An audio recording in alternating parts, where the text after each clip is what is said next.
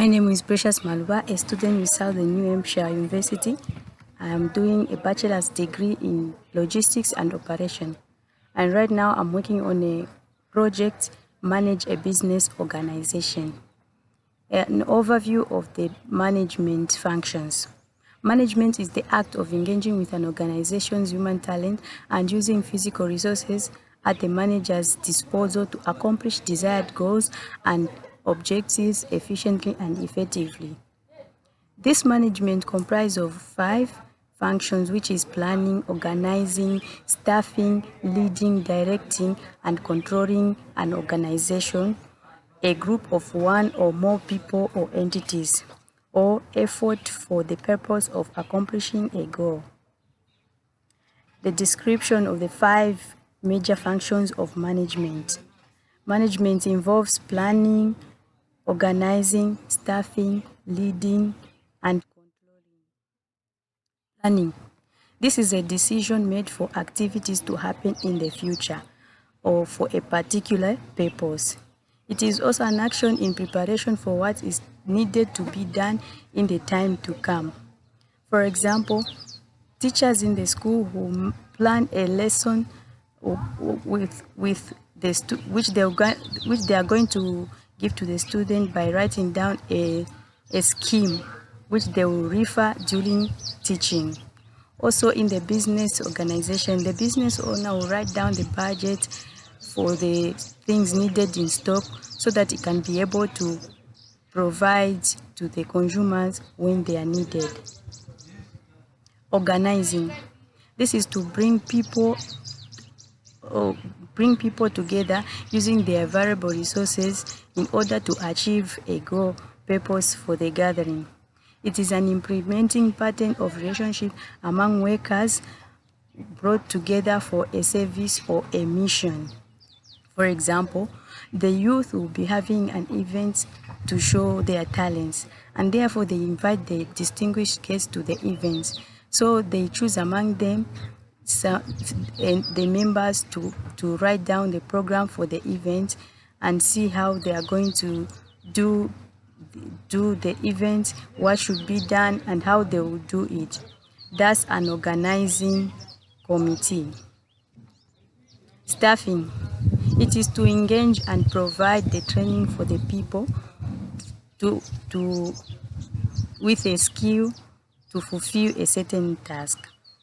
It is a job analysis and an ongoing facilitation of trainings to people in order to sustain a skill to the present or for the future.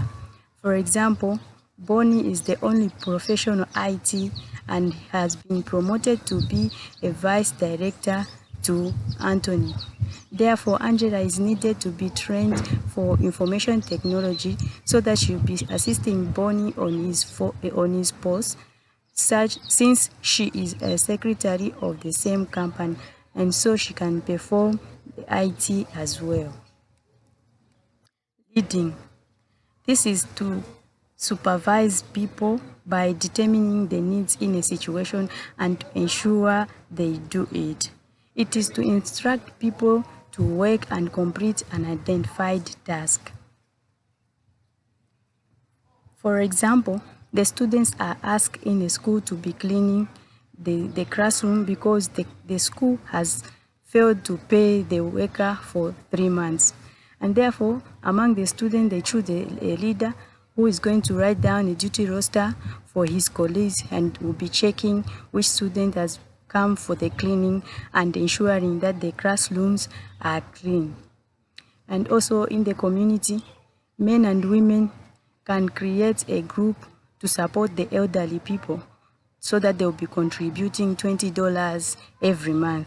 And so the leader will take down the list of the members and being recording, checking who is paying and who is not paying by making a follow-up as agreed. Controlling. It is to ensure that every action results in achievement as planned to reach a goal. It is to check the progress on the plan and the planning where necessary to keep track towards the goal. For example, Samsung has been failing to print out 50 handouts for the workshop because the printer broke down. So Godwin has been asked to fix the printer as he is a technician for the company by the manager. So this is how the manager has been controlling Samson.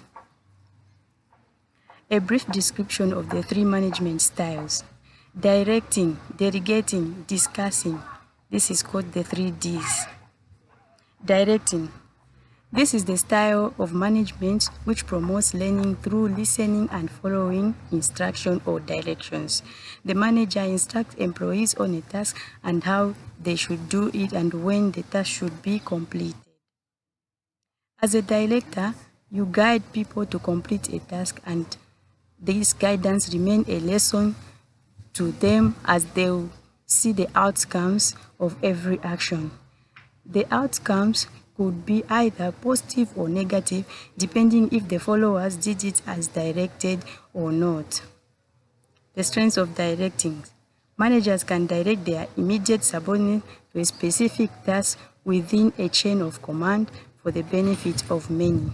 For example, the director can assign the coordinator to address the meeting in his absence and give a feedback. Also, directors get strength when their followers meet their company's goal. The example, this is when the director is out for a seminar, the team could mobilize the youth and establish a youth organization. The weakness of directing. This is when managers misallocate the company's resources. For example, an organization decided to donate clothes to be distributed to the poor to an organization or to a company. And then the director decides to resell those clothes at a cheaper price or a lower price and retain the money for the use of themselves as a company. And you find that the clothes did not reach those poor people. This is going to bring out a bad reputation for this director.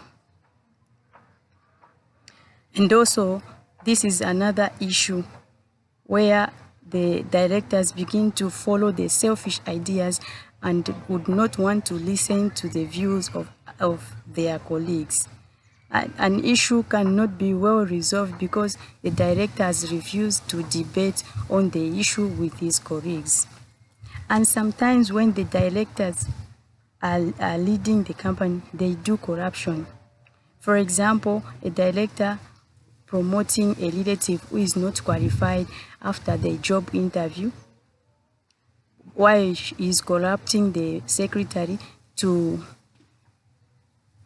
exchange the results of the qualified individual so that that person will not access the position of job. He wants to put his relative on the position, but the relative is not qualified. And in turn, he is promising the secretary that she will have an increment of her salary. This is corruption, and that's being bias-minded. And sometimes directors make mistakes but would want to polish them up. For example, a company or an organization has a project and the funds are reserved somewhere. So you find that the director would use that money in his own issues and then would want to propose that they should change the project or propose another project which is not requiring money. Or else he would assign those colleagues that they should make a contribution so that they should succeed for that particular project. Delegating. It is the style promoting through empowerment, which the managers assigns an independent task to employees to work individually or as a team. When the manager gives out a task to the employees, he or she works side by side to check the progress while entrusting them to complete the task. This permission empowers one to know the stance when carrying out that task. For example, the president can delegate a minister to a foreign country so that they should work a mission in collaboration with the host country, like the American ambassador living in Malawi. The strengths of delegating. It makes a process easier as the delegate fulfills the assigned task. In other circumstances, the ambassador's good conduct gives back value to the country represented. The weakness. It is when the delegate begins to do self-projects, ignoring the assigned tasks, and also when the delegate exposes the respect of the represented country through his misconduct. Discussing. This is a style promoting learning through interaction whereby managers and employees critically think and discuss important issues, problems, opportunities that concern them for a solution. A successful company or a group of people working together for a mission must have time to evaluate the progress of the mission. Hence, the manager gives room for individuals to interact in questions and arguments over issues, problems, and opportunities so that they can get a satisfying solution. For example, the company thought of employing a cleaner and deduct 10% from each worker to pay this cleaner. This sounds bad for the workers, so they want to sit down and discuss and get the satisfying solution with their alternative view. The strength of discussing. This gives room for a good range of ideas and a solid solution. For example, if two people make the ideas that have a similar achievement, this could be considered and could make a good point out of it. The weaknesses. Weaknesses of discussing is when sometimes it brings misunderstanding and leads to conflicts. For example, a leader proposed the division of work shifts without surveying if it is feasible to all workers. So the majority says it is feasible and the minority says it's not feasible. And now the director will decide to take a majority rule, and this will provoke the minority in which they could argue, and hence the conflict began. This is the end of my presentation. Thank you.